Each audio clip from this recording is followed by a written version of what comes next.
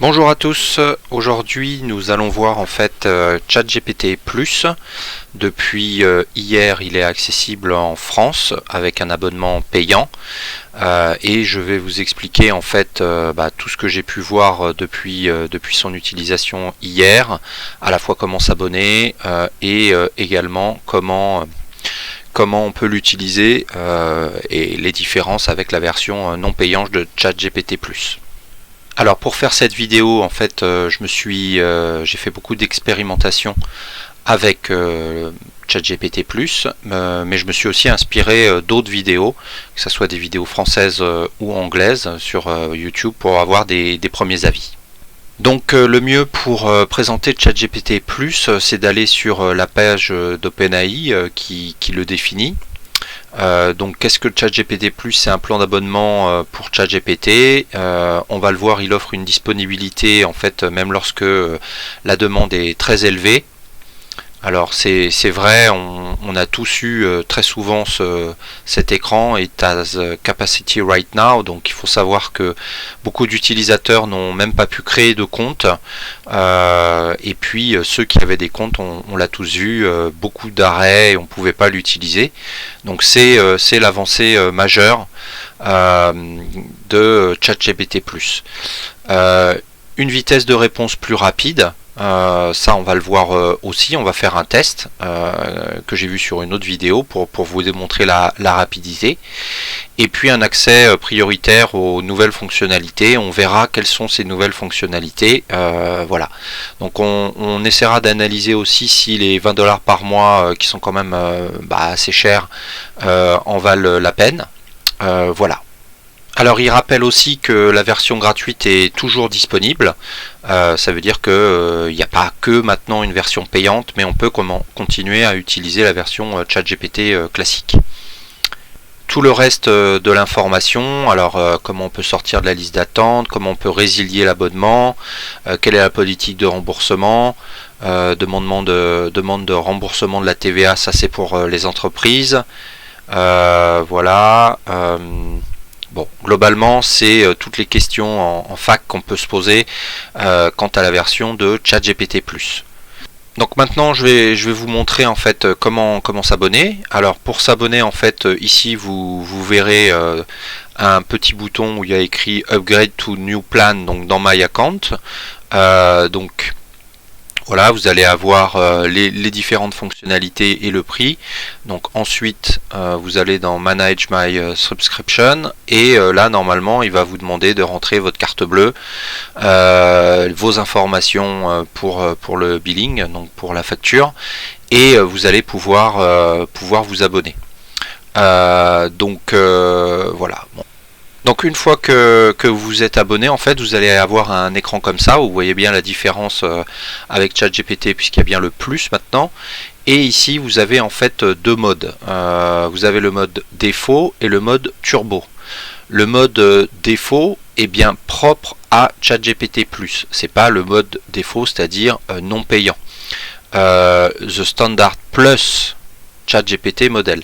Donc ce modèle en fait c'est l'équivalent de celui de ChatGPT, sauf que première fonctionnalité importante, vous n'allez pas avoir de problème comme on parlait tout à l'heure de capacity problème, et tous les différents problèmes de network issue, de phrases incomplètes. Donc typiquement si là on fait un test, donne-moi 5 villes française, on va avoir une réponse comme exactement comme on avait dans le ChatGPT non payant. Et donc la différence elle est minime en termes de contenu. Par contre, effectivement, là on n'a pas de problème de la réponse est incomplète, ou des network issues ou des capacity reach pour le contenu. La deuxième chose qu'on va pouvoir tester, c'est qui est annoncé par ChatGPT, OpenAI, c'est la rapidité de réponse. Donc ici vous avez un deuxième mode qui s'appelle Turbo, qui a été optimisé pour la vitesse. Donc c'est en alpha, ça veut dire que c'est pas stable encore. Il y avait une vidéo où une personne n'avait même pas encore accès directement. Donc moi j'ai pu tester et effectivement ça a l'air de marcher. Donc pour ça en fait on va faire un test de comparaison de vitesse entre la version de ChatGPT payante et la version de ChatGPT classique. Donc là pour l'instant on va faire un premier test. Donc je vais lui reposer la même question. Donne-moi 5 villes françaises.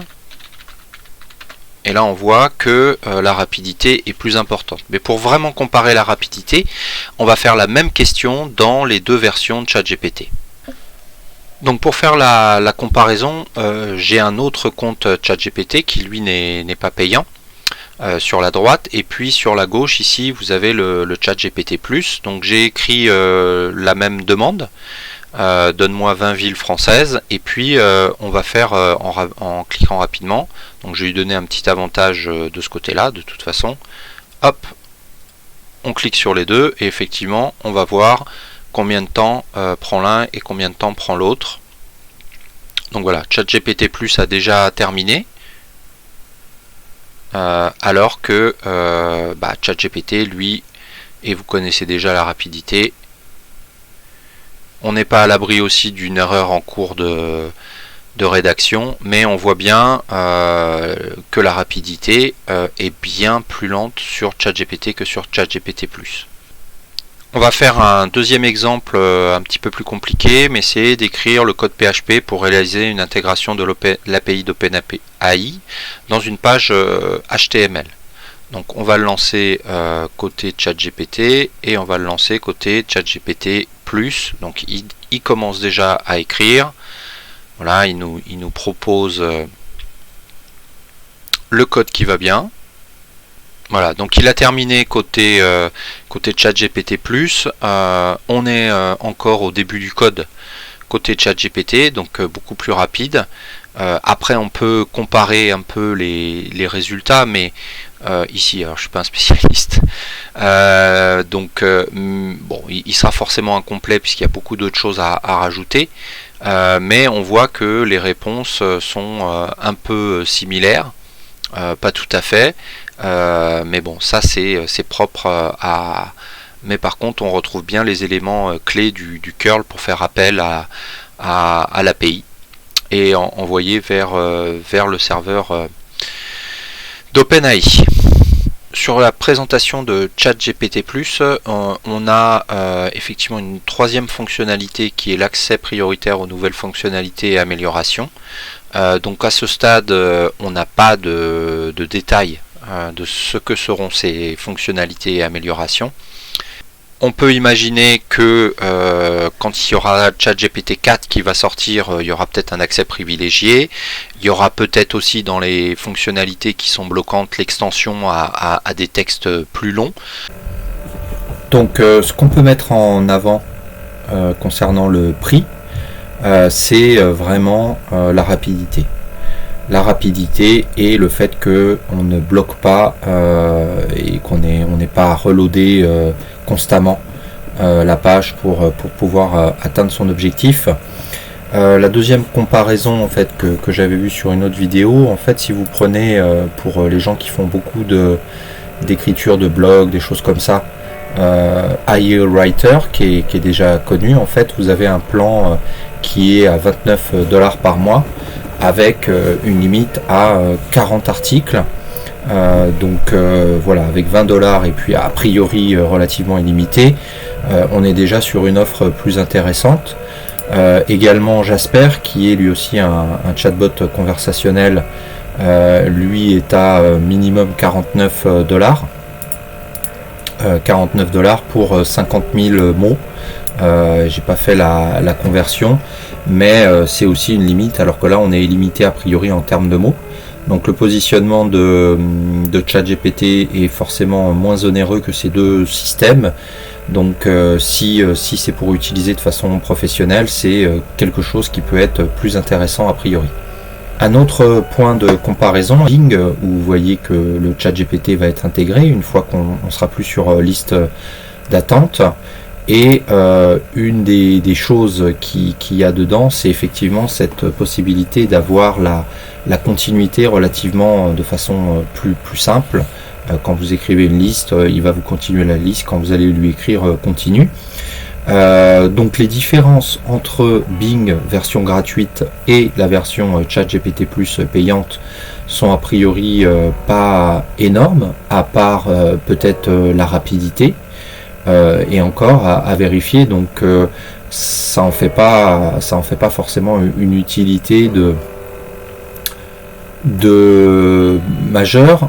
Par contre, peut-être que là où c'est intéressant, c'est pour des tâches spécifiques comme l'écriture de blog ou de génération de contenu, parce que ici on va plutôt utiliser ChatGPT, une version pour aller interroger le net, faire des résumés, des choses comme ça, chercher des informations, alors que ici ChatGPT Plus est plus pour peut-être l'édition et en concurrence directe avec iWriter ou d'autres logiciels.